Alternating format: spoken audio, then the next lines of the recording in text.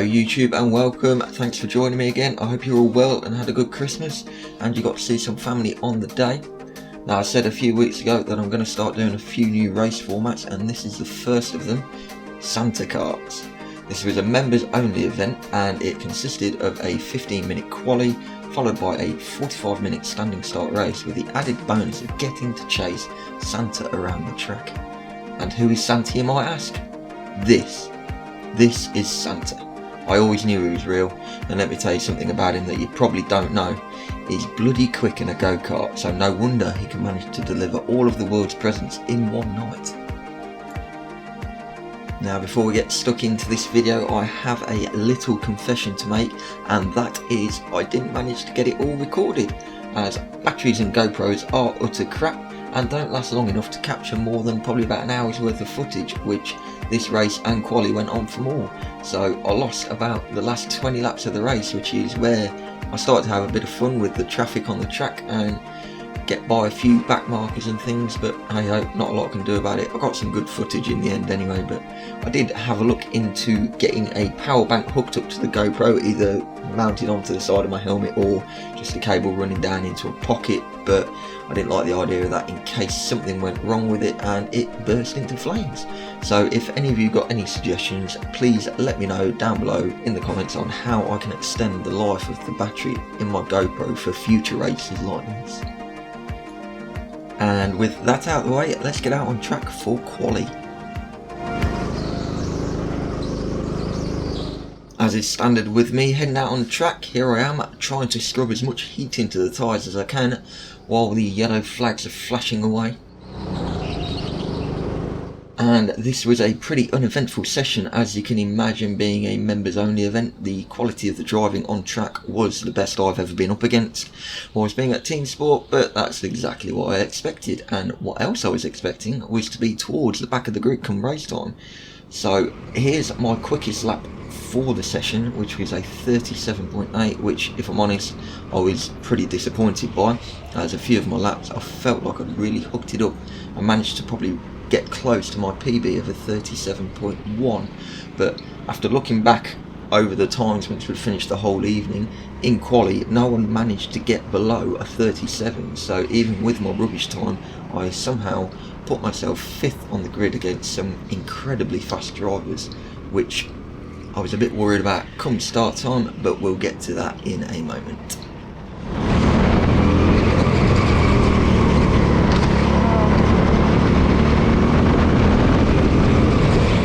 That was that then. I managed to throw my fastest lap in on the final lap of qualifying. How lucky that was, I could not believe it, but as you can see, it wasn't perfect. I got distracted by the checker flag right at the end and clattered into the inside barrier, which probably lost me a couple of tenths down that back straight to the finish line, but all in all, it was the best I could do.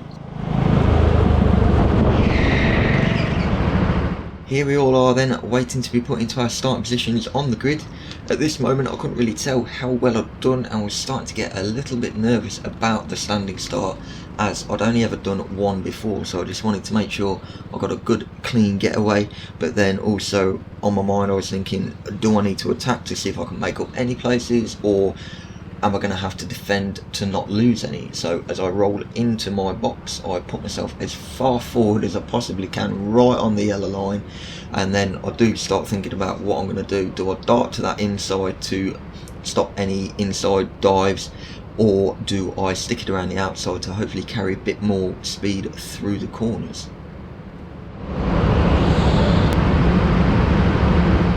So as the lights build up, ready to go to green, we're all here ready and waiting to go, and as we get off the line now, you see I start to move over to that inside but get a little bit stopped by the bloke in fourth, so I decide to stick with the outside line to try and carry a bit more speed through this hairpin to give myself the inside line for these next two corners, and that is the move complete. So now it's just a case of getting my head down, trying to put a gap between me and 5th so that I can just concentrate on racing my own race and getting as far up the road as I possibly can.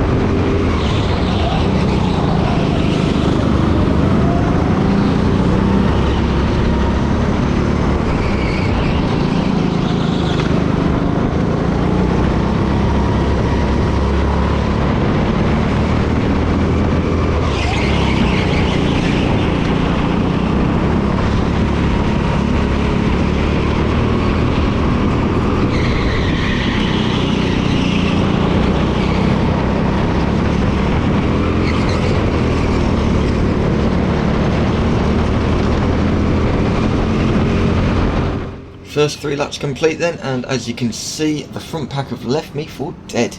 These guys were seriously quick. Around this track I can lap consistently in the low 37s, where as these guys up in front, they're just regularly in 36s, so I stood no chance whatsoever against them. But behind me I'd managed to set out what I wanted to achieve, and that was to create a gap between me and 5th, so all I had to do was concentrate on hitting my marks, and then from here on in until about halfway through this race it was pretty boring. There was no on-track battles for position, and also no back markers to navigate around either.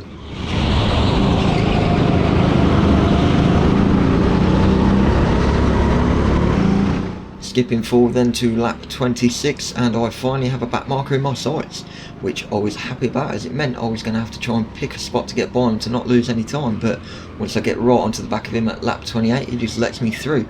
Obviously I thank him for it, but it meant I now had to go God knows how long until the game up against the next person.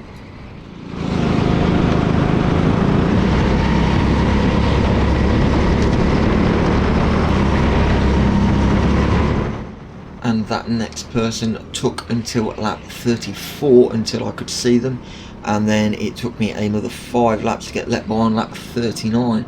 But as we were going around lap 39, you'll have seen in the background that Santa was starting to make his way around to catching up with me. Lap 46 then, and Santa is right up my arse, and I do exactly what the back markers did to me, and that was let him straight through. He's a million times quicker than me, so there's absolutely no point in trying to fight it and holding us both up, seeing as I was the one being lapped.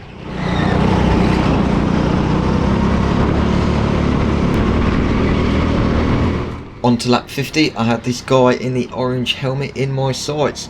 This was quite a bit of fun, as unlike the other back markers, he didn't let me by and put up quite a good fight, which took me quite a few laps actually to get by once I had caught him up. He had an interesting style of defending which I've come up against before, and it is incredibly effective on indoor karting tracks, and that is simply to not look behind and just take the race in line. So then the person behind, which is me in this occasion, has to get fully alongside them to make any kind of move work. So I'll let these laps play out and let you watch for yourself, and whilst we were battling you'll see that we both got lapped, and I thought I could use the guy lapping us to make the gap that I will then follow him through to get by the guy in the orange helmet, which didn't work, and I had to get by on my own eventually.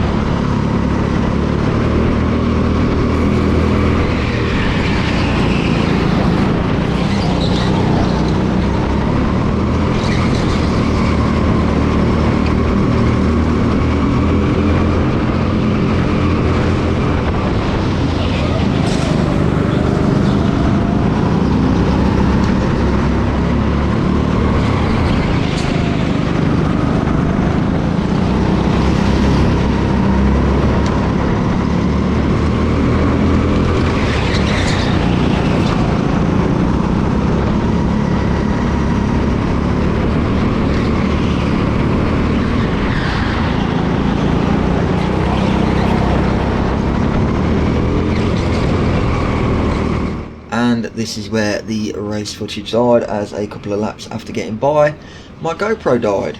So the leaders ended up doing 72 laps and I ended up doing 71 laps in the race in total. Add that on to the 22 laps of quali and that works out to 93 laps in total, and I was absolutely shot to pieces afterwards, but it was an absolutely brilliant night. So before we end this video, what I'm going to do is take you back to lap 49 where I was catching up with that chap in the orange helmet, as this was where I set my fastest lap of the race, and coincidentally it also turns out to be my fastest ever lap around here. I set a 36.8, which is 3/10 quicker than my previous PB, so keep your eyes peeled for a new updated version of the hot laps videos that I do around the Leicester track, and all being well, me and a friend will be heading to the Nottingham track on the 30th, so there will also be a video of that coming out as well, but that probably won't be until after the new year. So until then, enjoy New Year's with whatever you guys get up to, and I will see you in the next one.